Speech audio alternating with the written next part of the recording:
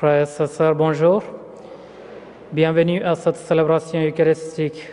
Aujourd'hui, nous prions d'une manière spéciale aux intentions de Madame Chantal Sasseville et Madame Rita Jubinville.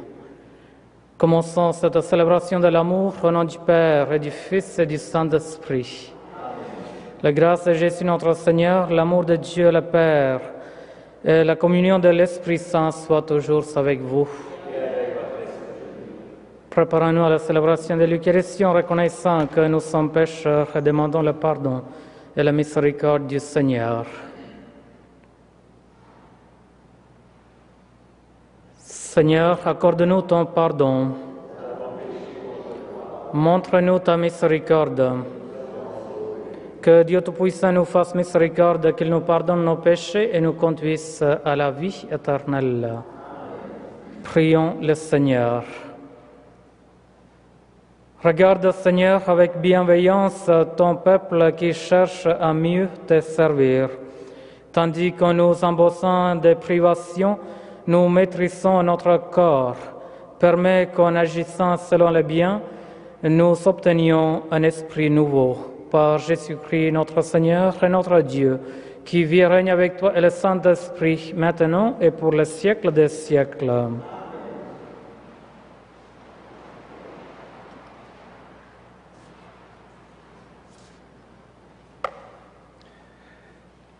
Lecture du livre de Jonas. La parole du Seigneur fut adressée à Jonas. « Lève-toi, va à Ninive, la grande ville païenne, proclame le message que je te donne pour elle. » Jonas se leva et partit pour Ninive, selon la parole du Seigneur. Or, Ninive était une ville extraordinairement grande. Il fallait 3 jours pour la traverser. Jonas la parcourut une journée à peine en proclamant « Encore 40 jours et Ninive sera détruite. » Aussitôt les gens de Ninive crurent en Dieu. Ils annoncèrent un jeûne et tous, du plus grand au plus petit, prirent des vêtements de deuil. La chose arriva jusqu'au roi de Ninive.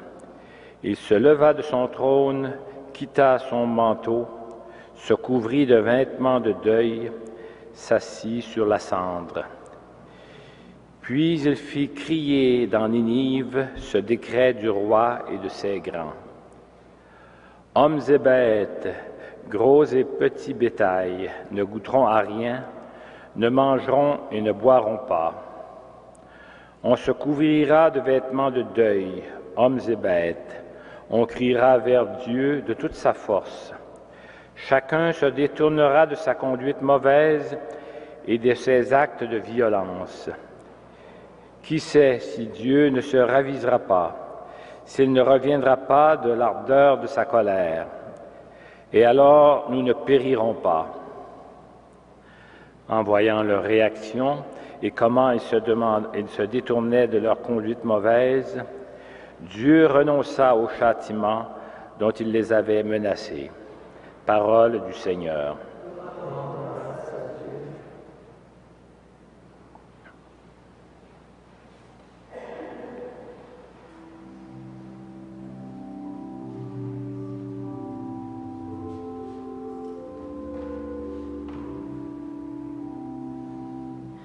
Mon Dieu, tu ne rejettes pas le cœur qui se tourne vers toi. Mon Dieu, tu ne rejettes pas le cœur qui se tourne vers toi. Pitié pour moi, mon Dieu, dans ton amour, selon ta grande miséricorde, efface mon péché. Lave-moi tout entier de ma faute, purifie-moi de mon offense. Crée en moi un cœur pur, ô mon Dieu, renouvelle et raffermis au fond de moi mon esprit. chasse pas loin de ta face, ne me reprends pas ton Esprit Saint. Mon Dieu, tu ne rejettes pas le cœur qui se tourne vers toi. Si j'offre un sacrifice, tu n'en veux pas, tu n'acceptes pas d'holocauste. Le sacrifice qui plaît à Dieu, c'est un esprit brisé. Tu ne repousses pas, ô mon Dieu, un cœur brisé et broyé. Mon Dieu, tu ne rejettes pas le cœur qui se tourne vers toi.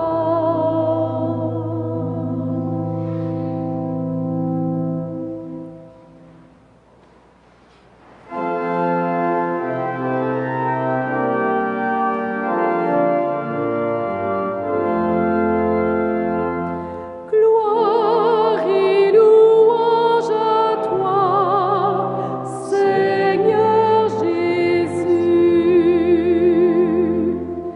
Maintenant, dit le Seigneur, revenez à moi de tout votre cœur. Je ne suis qu'amour et bonté. Gloire et louange à toi, Seigneur Jésus.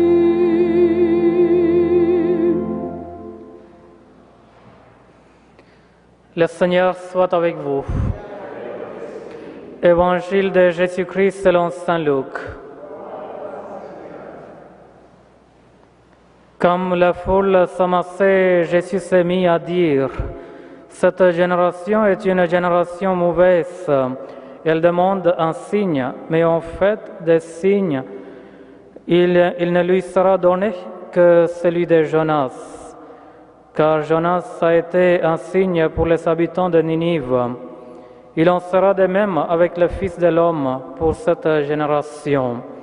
Lors du jugement, le règne de Saba se dressera en même temps que les hommes de cette génération, et elle le condamnera. En effet, elle est venue de l'extrémité du monde pour écouter la sagesse de Salomon, et il y a ici bien plus que Salomon. Lors du jugement, les habitants de Ninive s'élèveront en même temps que cette génération, et ils la condamneront. En effet, ils se sont convertis en réponse à la proclamation faite par Jonas, et il y a ici bien plus que Jonas. Acclamons la parole de Dieu. Louange à toi, Seigneur Jésus.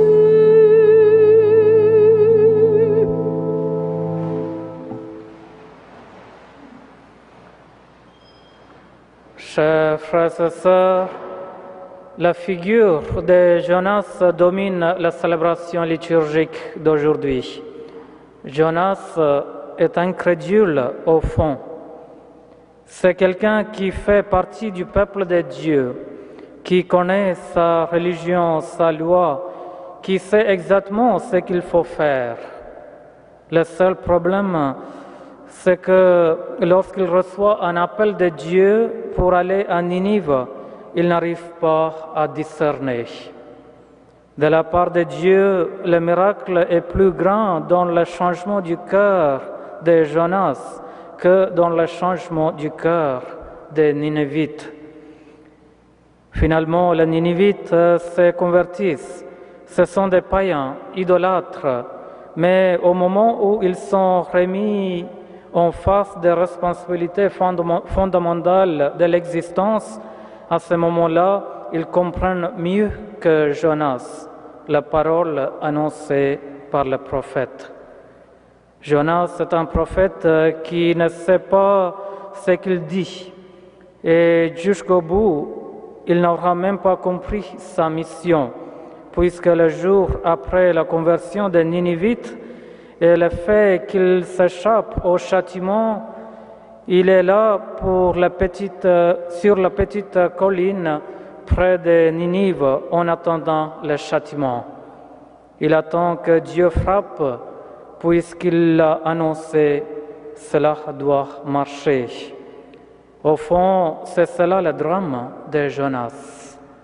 Il n'a pas compris que le monde entier a fait pénitence pour vivre sous la miséricorde de Dieu. Lui, il pense qu'il est en dehors de ce statut commun de l'humanité.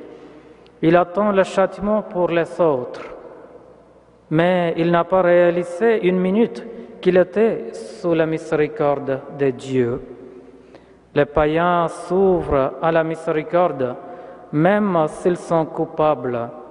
Quand ils se rendent compte des méfaits qu'ils ont commis, ils sont capables d'entrer dans la miséricorde de Dieu.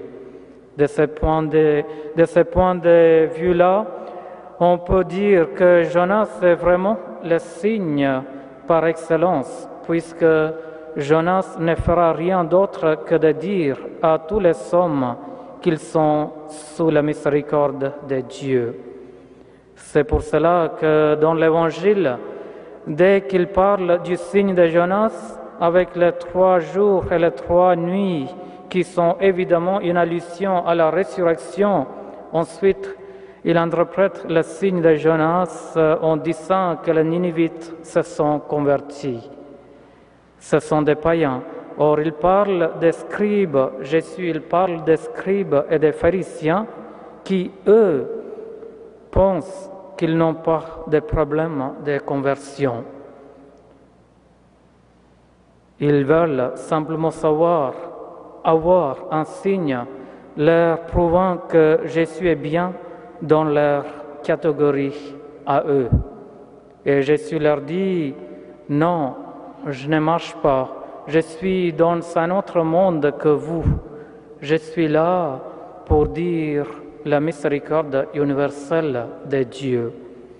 Pendant ce temps de carême, ce sont des textes qui devraient toucher assez profondément notre cœur. C'est vrai que nous sommes entourés de Ninivites.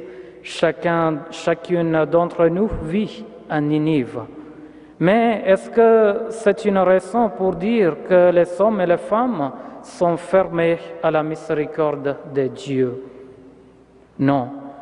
Même les pécheurs, même celles que nous fréquentons et qui apparemment n'obéissent pas aux critères de la bonne et saine doctrine et de la bonne et saine morale, qui sait, un jour ou l'autre, ils peuvent, comme les Ninivites, être touchés par la miséricorde de Dieu.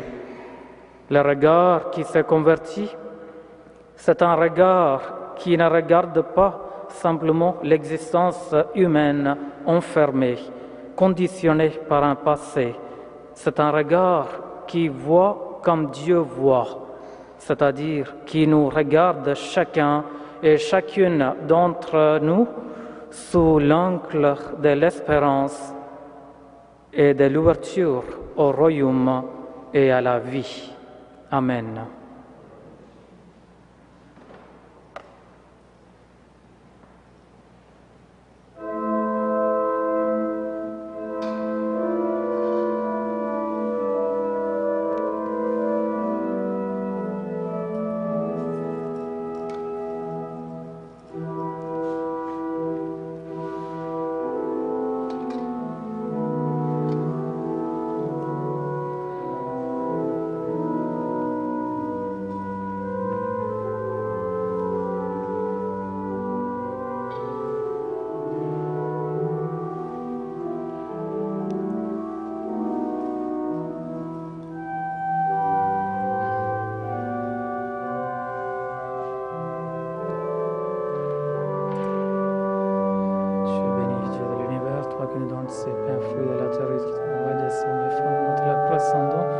Il deviendra le pain de la vie. Béni soit Dieu, notre Maître.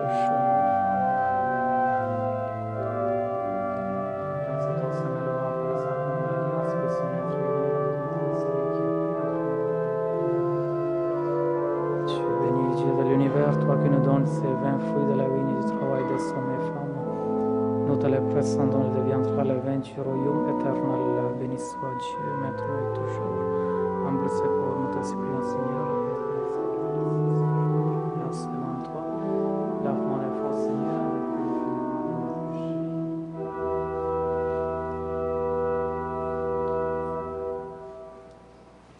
Prions ensemble au moment d'offrir le sacrifice de toute l'Église. Nous te présentons, Seigneur, notre Dieu, le bien que tu nous donnes pour qu'il te soit consacré en devenant pour nous un sacrement qu'il nous apporte l'éternelle guérison. Par Jésus le Christ, notre Seigneur. Le Seigneur soit avec vous. Élevons notre cœur. Rendons grâce au Seigneur notre Dieu. Vraiment, il est juste et bon de te rendre gloire, de t'offrir notre action de grâce toujours et en tout lieu, à toi, Père très saint, Dieu éternel et tout-puissant, par le Christ notre Seigneur. Car chaque année, tu accordes aux chrétiens de se préparer aux fêtes pascales dans la joie d'un cœur purifié, de sorte qu'en se donnant davantage à la prière, en témoignant plus d'amour pour les prochains, fidèles au sacrement qui les ont fait renaître, ils soient complets de la grâce que tu réserves à tes fils. C'est pourquoi, avec les anges et les archanges, avec la puissance d'en haut et tous les esprits bienheureux, nous chantons l'hymne de ta gloire et sans fin nous proclamons.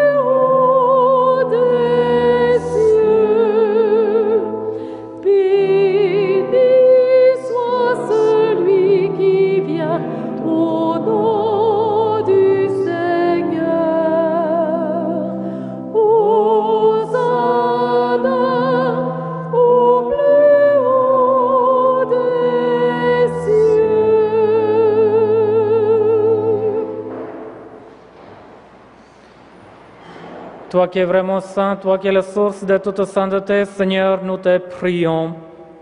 Sanctifie ces offrandes en répandant sur elles ton esprit, qu'elles deviennent pour nous le corps et le sang de Jésus, le Christ, notre Seigneur. Au moment d'être livré et d'entrer librement dans sa passion, il prit le pain, il rendit grâce, il le rompit et le donna à ses disciples en disant « Prenez et mangez-en tous, ceci est mon corps livré pour vous. »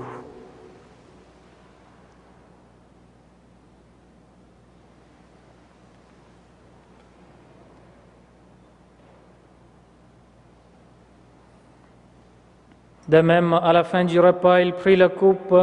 De nouveau, il rendit grâce et la donna à ses disciples en disant « Prenez et buvez-en tous, car ceci est la coupe de mon sang, le sang de l'alliance nouvelle et éternelle, qui sera versé pour vous et pour la multitude en rémission des péchés.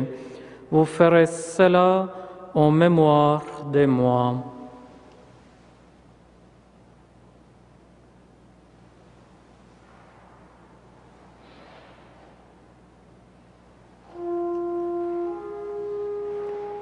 Il est grand le mystère de la foi. Nous proclamons ta mort, Seigneur Jésus. Nous célébrons ta résurrection. Nous attendons ta venue dans la gloire.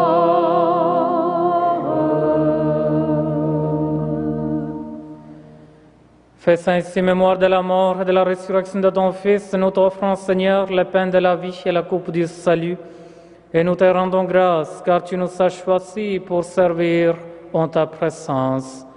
Humblement, nous te demandons qu'en ayant part au corps et au sang du Christ, nous soyons rassemblés par l'Esprit Saint en un seul corps. Souviens-toi, Seigneur, de ton Église répandue à travers le monde. Fais-le grandir dans ta charité avec le pape François, notre évêque Christian et son auxiliaire Thomas, et tous ceux qui ont la charge de ton peuple. Souviens-toi aussi de nos frères et sœurs qui se sont endormis dans l'espérance de la résurrection, et de tous les hommes et femmes qui ont quitté cette vie, reçois-les dans ta lumière auprès de toi. Sur nous tous, enfin, nous implorons ta bonté. Permets qu'avec la Vierge Marie, la bienheureuse Mère de Dieu, avec les apôtres et les saints de tout le temps, Saint Joseph, Saint Frère André et bienheureux Basile Moreau, qui ont vécu dans ton amitié, nous soyons part à la vie éternelle et que nous chantions ta louange par Jésus-Christ, ton Fils bien-aimé.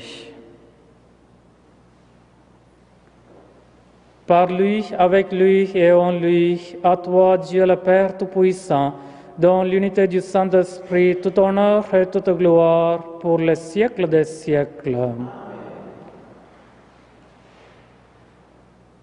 Unis dans le même esprit, nous osons dire la prière que Jésus nous a donnée. Notre Père, qui es aux cieux, que ton nom soit sanctifié, que ton règne vienne, que ta volonté soit faite sur la terre comme au ciel. Donne-nous aujourd'hui notre pain de ce jour. Pardonne-nous nos offenses, comme nous pardonnons aussi à ceux qui nous ont offensés, et ne nous soumets pas à la tentation, mais délivre-nous du mal. Délivre-nous de tout mal, Seigneur, et donne la paix à notre temps.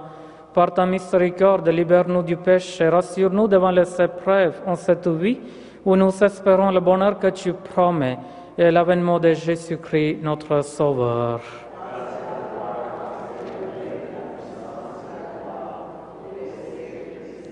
Seigneur Jésus-Christ, tu as dit à tes apôtres, je vous laisse la paix, je vous donne ma paix. Ne regarde pas nos péchés, mais la foi de ton Église. Pour que ta volonté s'accomplisse, donne-lui toujours cette paix et conduis-la vers l'unité parfaite, toi qui règnes pour le siècle des siècles. Que la paix du Seigneur soit toujours avec vous. Frères et sœurs, dans la charité du Christ, partagez-vous un signe de paix de Dieu.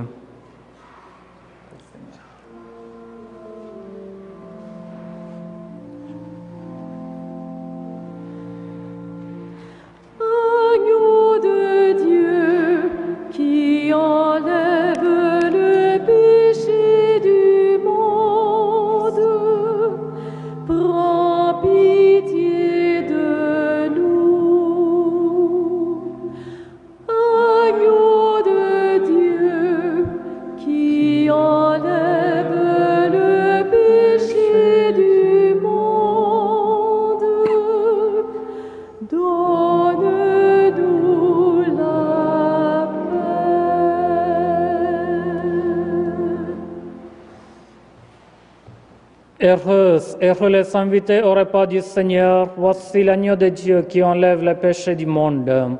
Seigneur, je ne suis pas digne de te recevoir, mais dis seulement une parole et je serai guéri. Que le corps du Christ nous garde pour la vie éternelle. Amen.